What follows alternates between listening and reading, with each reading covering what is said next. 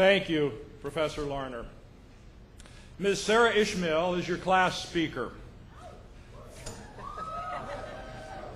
The Provost Selection Committee chose Sarah for this honor from a group of outstanding candidates nominated by our academic programs. Since graduating from Gig Harbor High School, Sarah has dedicated herself to making a difference in the world. In 2007, she served as the Associated Students' Legislative Liaison, working to pass improvements in the state's child care grant system and to secure funding for mental health services at higher education institutions. She also served as the Associated Students' Vice President for Legislative and Governmental Affairs for Western during the 2008-09 academic year, and she was appointed to the Western's Board of Trustees by Governor Gregoire in 2009. After graduation, Sarah will serve as an elementary school teacher in Baton Rouge, Louisiana. She'll be there for 2 years with the Teach for America program and ultimately plans to pursue graduate studies in law and sociology as well. Please welcome your class speaker, Sarah Ishmael.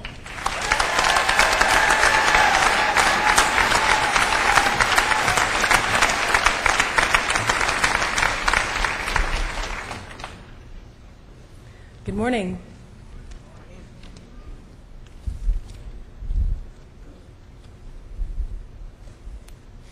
Let me begin with a story of a woman.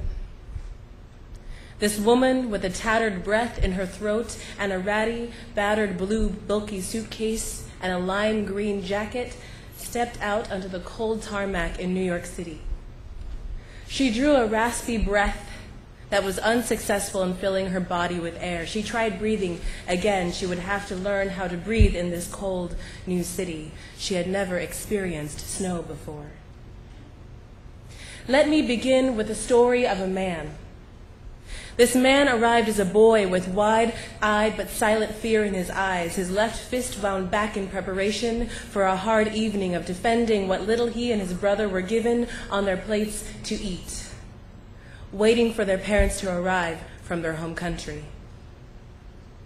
Let me begin with the story of another woman. Sitting in a drably beiged cafeteria room, dusty with thick disapproval, causing her, one of the few admitted women to the university, to cough intensely while mixing ketchup packets with water because tomato soup tasted better than the words, "Girl, going to college?"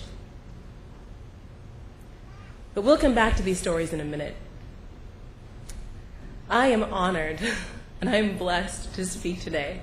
I'm also amused, actually, because unlike all of you, I can see all the professors sitting in the front row who are excited to see us off, but you should see their faces because they're thinking, dear God, what are we unleashing on the world? Over the past few years, you have to give it to them. They've put up with a lot from us. One particular professor I had in my freshman year found me particularly frustrating, I'm sure. She asked me one day if I had done the extra reading for class, and I said, no, but you never guess what I did do, actually. I was on YouTube, and I actually saw neurobiologist and primatologist Robert Sapolsky's lecture on what makes humans more unique than other species. Okay, so at this point, my professor's eyes glazed over with a look of deep-seated, purple-faced, furious frustration, similar only to the look that first-year students get when they openly admit they use Wikipedia as a source for their paper. You know what I'm talking about. But see, what makes humans unique, according to Sapolsky, is that we, as a species, have come up with this idea of an afterlife, right? The idea that if we struggle for a certain amount of years, sweat, toil, and put up with the most egregiously tedious situations, we will be rewarded with rest, plenitude, and ease upon arrival into this so-called afterlife. Well, fellow soon-to-be graduates, we have toiled. We have worked. We put up with the most egregiously tedious circumstances, and I'm here to tell you today that there is life after college. Except those of you going on to grad school, I'm really sorry. Robert Sapolsky went on to talk about another trait that humans have that make us even more unique than any other species on the planet. We have the ability to hold in our minds and believe in things that present contradictions. Literally, we gain the strength and the will to commit to doing something despite the irrefutable evidence that it cannot be done. How can that be? How do we do that? I'm going to ask a serious question here, and I want to see hands. How many Star Trek fans do I have in here? Yeah, that's right. Okay. Matt, I know you're raising your hand. Matt Gerald. I'm so serious. Some of you may remember this from the book. Some of you may remember this from the recent movie. But those of you who do not know, James T. Kirk, the original captain of the Starship Enterprise, had to pass a test before he could be raised from a Starfleet cadet to a Starfleet officer called the Kobayashi Maru. The Kobayashi Maru is a test that presents cadets with a no-win situation. The simulation leaves them only with two choices: start an all-out war, or leave their fellow Starfleet officers on the starship Kobayashi Maru to die. The test is designed to teach cadets about failure. It cheats. It's a stacked deck. Nobody passed the Kobayashi Maru, except for James T. Kirk. How did James do it? He changed the rules of the game. You could call it cheating, and yes, it was cheating, but despite the evidence, despite the calculated impossibility of the odds, he held it as a moral obligation to save the crew of the Kobayashi Maru and prevent a devastating war. Really, actually, it was about preserving his own ego, but work with me here. We, like James, are game changers.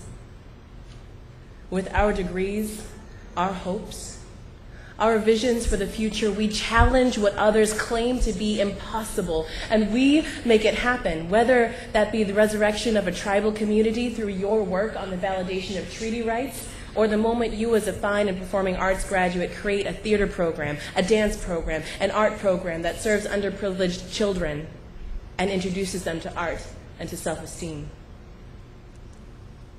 We succeed in a world that seems sometimes like it's designed to cheat. We made a choice to come here, to Western, and we will be the ones that engage with the struggles of the world, be it through business, be it through physics, be it through the art of raising a family, starting that small family business. We who sit in this auditorium now are game changers. And we make a brighter, more sustainable future possible because we have to. We must. I think a lot of you hear the words, oh, we're transformative, we're special, but it's true. We are transformative. But our transformative potential does not hold a candle to how much we have transformed. More powerful than the impact on the world I have made so far are the moments where struggle and where strife and growth have gripped me, grasped the pumping arteries of my soul, and stretched me to become a woman, to become a leader, to become an active participant in my own life. I want you to take a second, and I want you to think now. I want you to reflect now. Maybe look at your family members. When did that moment happen for you?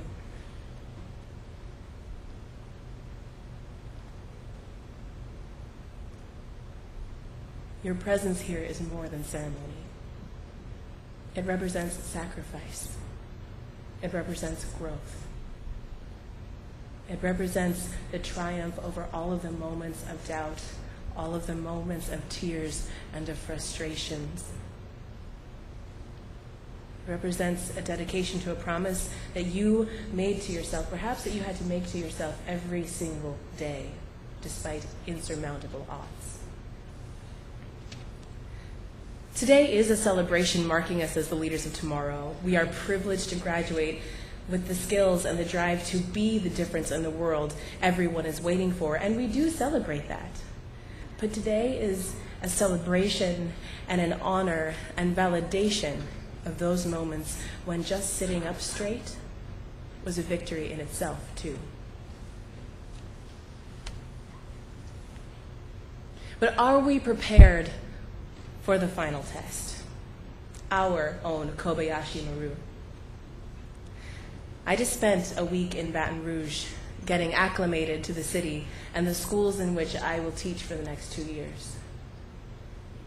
Now, on Wednesday morning, I saw an elementary-aged schoolgirl whom I imagined to be in my classroom, whose life is still torn apart 6 years after Katrina, and I realized I know nothing. We are graduating from this institution today, and we have dabbled in social theory and how it applies to underserved populations. We have been introduced to ethics and studies of morality. We have studied a bit into economics and are going to grad school to understand the economics of state reconstruction. But when I looked into her eyes, I realized that we graduate knowing absolutely nothing except about how life should be, how life needs to be. We have our vision for what we will make happen in the future. And that's all we need. We as humans are more unique than any other species because of our ability to believe in things that present contradictions. We as Western graduates are more unique than any other graduates because in the face of calculated odds, we will bring forth an impossibly bright future with our determination by the ways we find to constantly change the rules of the game. And that's powerful. There is life after graduation, y'all, but it depends on us to make it meaningful. There is no more time for this test. Will you accept the odds or change the rules of the game? And I want you to think about that question. For that little girl in Louisiana, will you accept those odds or change the rules of the game? And you may not think that you're ready now, but we are. We have everything we need. Now, some of y'all are looking bored out there. I need your actual participation, right? I want you to stand up. Stand up if you have found strength and ability within yourself you never knew you had. Thank you. I want you to stand up. I want you to stand up if you found that person, those people who keep going, who sustain you. Stand up if through your time here you found a purpose or a cause. Maybe you don't even need one. Stand up if you never needed one to make a difference. And finally, stand up if you're just ready to get the hell out of here. Yeah. See, you do believe me. You wouldn't have stood if you didn't. We are ready. That's it. Remember those stories that I talked about in the beginning? My mother learned to breathe again in the cold and went on to own 3 successful businesses. My father has never stopped providing after 27 years in the Army. He retired as a full Army colonel with a PhD and now works for Boeing. My grandmother is the most transformative, iron-willed high school principal the Tacoma School District has ever seen. No one asked them if they were ready. They just were.